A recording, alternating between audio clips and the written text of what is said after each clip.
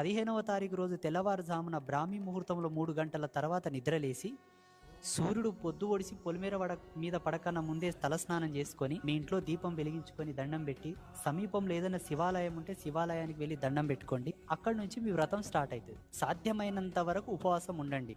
ఈ మహాశివరాత్రి రోజు ఉపవాసం చేస్తే సంవత్సరం మొత్తం ఉపవాసం చేసిన పుణ్యం ఆయన అకౌంట్లో పడుతుంది. సాధ్యమైనంత వరకు డే మొత్తం చెప్పులు వేసుకోవద్దు, చీపురు తాకకూడదు, కాళ్లకు చెప్పులు వేసుకోకూడదు,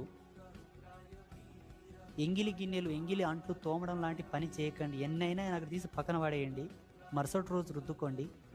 విడిసిన బట్టలు ఉతుక్కోవద్దు, మైల బట్టలు విండొద్దు, చీపురు ముట్టొద్దు. సాధ్యమైనంత వరకు ఇలా గడుపుతూ సాయంత్రం సూర్యాస్తమయ్యే సమయానికన్నా ముందే స్నానం చేసుకొని మళ్ళీ దీపం వెలిగించి దండం పెట్టుకొని పూజా మందిరంలో సమీప దేవాలయం ఏదైనా ఉంటే దండం పెట్టుకొని వచ్చిన తర్వాత